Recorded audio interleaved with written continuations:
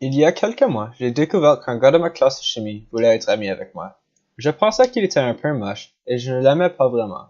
Mais il m'a envoyé une demande d'amis en ligne, alors je l'ai accepté. Ce n'est pas comme j'allais dire non. C'est une façon d'avoir un sens de connexion entre les gens même si on ne se parle pas beaucoup à l'école.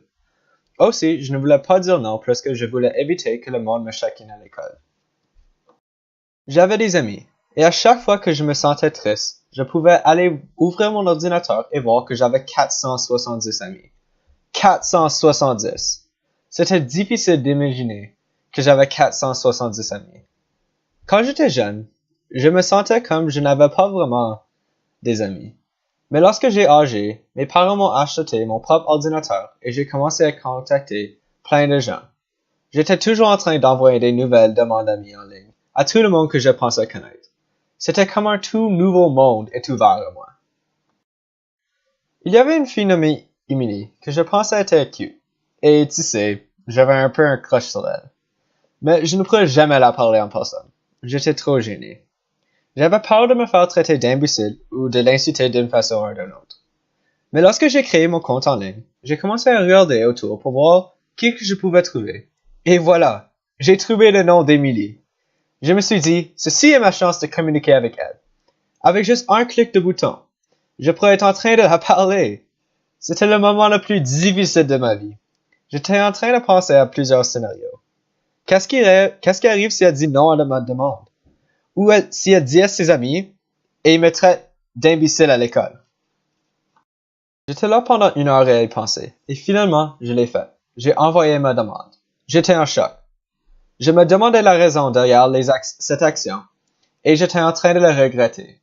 Mais quelques minutes plus tard, j'ai eu une notification sur mon écran qui disait que Emily a accepté ma demande. C'était une sensation incroyable. Elle ne me détestait pas, ni qu'elle me pensait poche.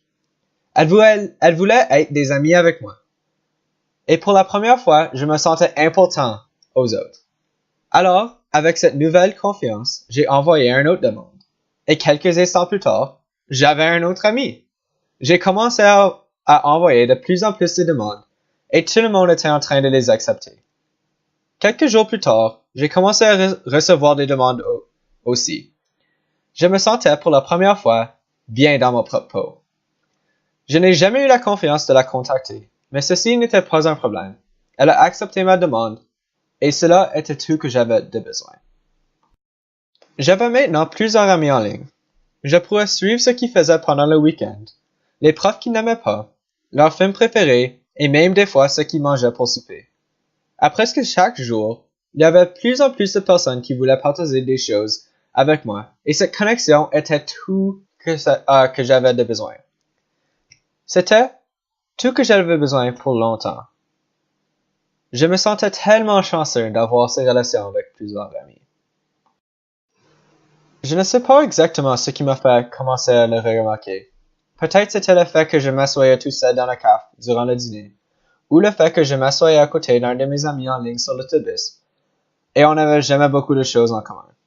De toute façon, je rentrerais à la maison et je regarderais le nombre d'amis que j'avais sur mon écran. C'était le numéro qui m'indiquait le nombre de personnes qui pensaient à moi. Quand même, je me suis retrouvé à regarder de plus en plus en essayant de me convaincre que ce numéro valait quelque chose. J'essayais d'ignorer le fait que, malgré ce que je pensais, ce numéro ne signifiait rien.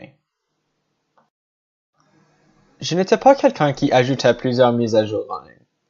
Je trouvais que ma vie était un peu trop plate. Lorsque j'ajouterais des mises à jour, c'était habituellement à propos d'un film que j'ai vu, ou pour encourager l'équipe de volleyball, ou quelque chose comme ça. Je n'ai jamais eu de réplique sur mes mises à jour, mais c'est probablement car mes statuts ne valaient pas vraiment une réplique. Une soirée, je me sentais un peu triste, et peu importe le montant de temps que je regardais le chiffre, je ne sentais pas mieux. Alors j'ai décidé de mettre à jour mon statut. J'ai tapé que je me sentais triste. C'est tout. Je n'avais pas besoin d'écrire un livre. Je voulais juste dire à mes amis comment je me sentais, pour donner à quelqu'un la chance de dire quelque chose à moi, pour me faire sentir mieux. Je voulais prouver que le chiffre valait quelque chose, et que j'avais vraiment des amis.